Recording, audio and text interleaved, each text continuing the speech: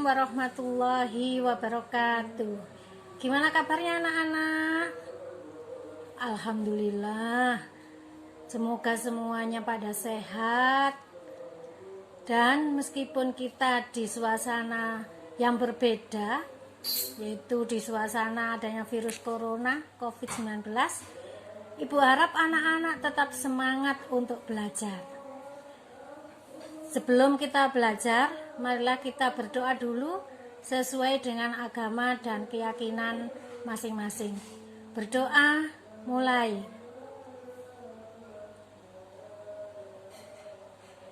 Amin. Baiklah anak-anak, untuk pertemuan kali ini yaitu kita mulai belajar bab pertama tentang reproduksi pada manusia. Pernahkah anak-anak mendengar tentang kata reproduksi? Wah, Ibu kira semuanya sudah sering mendengar kata itu. Mungkin kalian belum paham makna atau maksud dari reproduksi di sini. Ya, jadi untuk pertemuan kali ini kita belajar mengenai TOKD yang dipelajari pertama, yaitu memahami sistem reproduksi pada manusia dan gangguan pada sistem reproduksi serta penerapan pola hidup yang menunjang kesehatan reproduksi.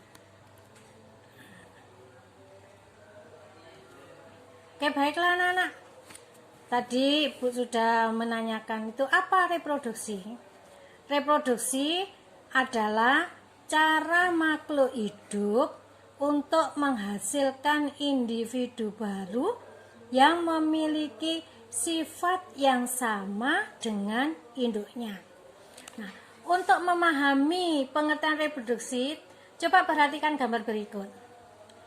Ya, di sini adalah gambar sebuah keluarga, ada ayah, ibu, dan 2 orang anak, yang satu cantik, yang satu ganteng.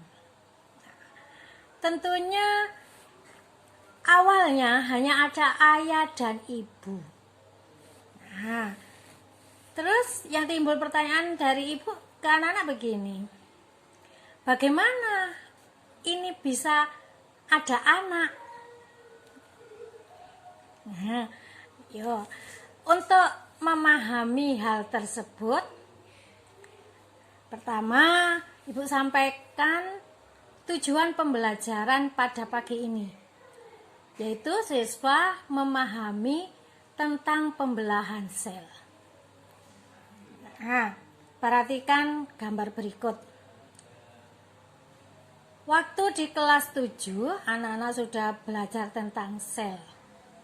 Nah, bagaimana sih organisme itu bisa terbentuk?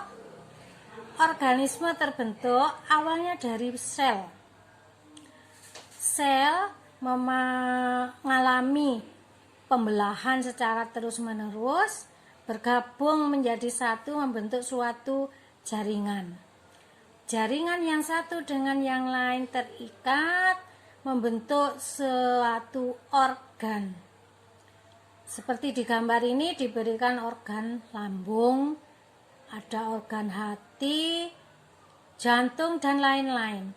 Organ-organ berikatan satu sama lain membentuk suatu sistem organ. Masih ingat anak-anak sistem apa saja? Bagus, ada sistem pernapasan, sistem pencernaan, sistem ekskresi, dan sistem yang lain.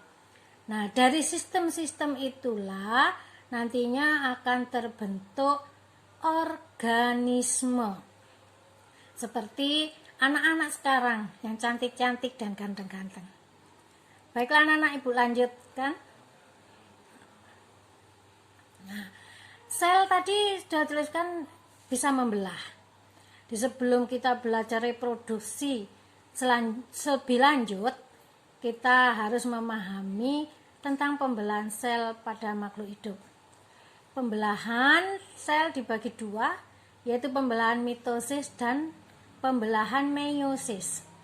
Pembelahan mitosis adalah pembelahan sel yang menghasilkan 2 sel anakan. Sedang pembelahan meiosis adalah pembelahan sel yang menghasilkan 4 sel anakan. Perhatikan gambar berikut. Di sebelah kiri itu pembelahan secara mitosis. Yang sebelah kanan pembelahan secara meiosis. Nah, coba perhatikan yang paling bawah anak-anak. Di situ jelas ya. Di yang mitosis menghasilkan 2 sel anakan. Yang meiosis menghasilkan 4 sel anakan.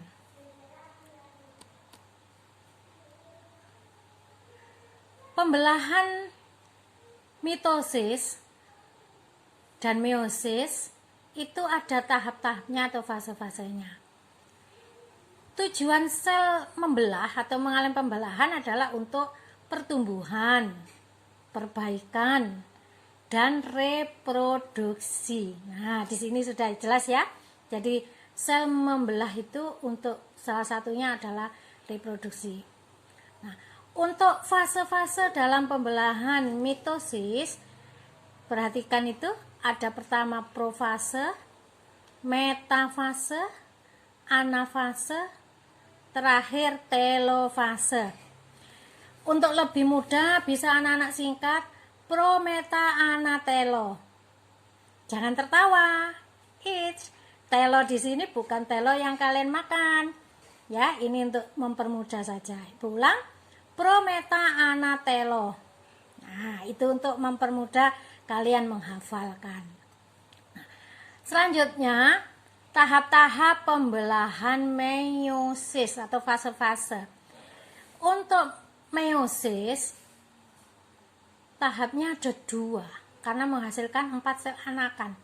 Di sini sama, ada tahap profase, metafase, anafase, dan telofase. Tapi setelah terbentuk 2 sel anakan, di sini masih membelah terus, yaitu ada tahap selanjutnya profase 2, metafase 2, anafase 2, telofase 2, akhirnya terbentuk 4 sel anakan. Ya anak-anak, Ibu harap kalian paham perbedaan antara pembelahan mitosis dan pembelahan meiosis. Lanjut ya. Nah, yang tadi apa itu profase? Ini ada berikan penjelasan. Pada tahap profase merupakan fase pembelahan mitosis yang paling lama dan paling banyak memerlukan energi. Peristiwa yang berlangsung selama profase adalah sebagai berikut. Pertama, benang kromatin menjadi kromosom. Lalu kromosom menggada menjadi 2 kromatid, tetapi masih melekat dalam 1 sentromer. Sentromer itu yang berada di tengah. Membran inti dan nukleus lenyap. Sentrosom memisah menjadi 2 sentriole dan diantaranya terbentang benang-benang spindle atau benang-benang kromatin. Tahap selanjutnya adalah metafase. Pada tahap ini, kromosom terletak berjajar pada bidang ekuator. Bagian sentromer kromosom berikatan dengan kinetokor yang berhubungan dengan benang spindle. Pada fase ini, kromosom tampak paling jelas terlihat, sehingga jumlahnya mudah diidentifikasi. Metafase adalah tahap yang memerlukan energi terkecil dan waktu paling singkat. Tahap selanjutnya yaitu anafase. Pada saat anafase, sentromer akan membelah. Lalu benang spindle menarik kromosom menuju kutub sel yang berlawanan. Pergerakan kromosom tersebut dipengaruhi oleh enzim dinein. Tahap yang terakhir adalah telofase. Pada tahap ini terjadi peristiwa sebagai berikut. Kromosom berubah menjadi benang kromatin. Membran inti dan nukleus terbentuk. Jadi terbentuk 2 sel anakan. Demikian tadi anak-anak untuk pembelajaran kali ini. Jadi kalau kita simpulkan tadi di situ yaitu pengertian reproduksi, ada pembelahan mitosis, pembelahan meiosis, dan tahap-tahap dalam pembelahan mitosis dan meiosis. Untuk lebih jelasnya, anak-anak bisa membaca buku paket kelas 9 semester 1 bab 1 atau mencari literasi yang lain. Nah, Ibu harap kalian tetap rajin belajar, semangat. Dan untuk pertemuan selanjutnya, nanti Ibu akan menjelaskan tentang alat reproduksi laki-laki dan alat reproduksi perempuan beserta fungsi-fungsinya. Demikian yang bisa Ibu berikan kali ini. Ibu akhiri. Wassalamualaikum warahmatullahi wabarakatuh.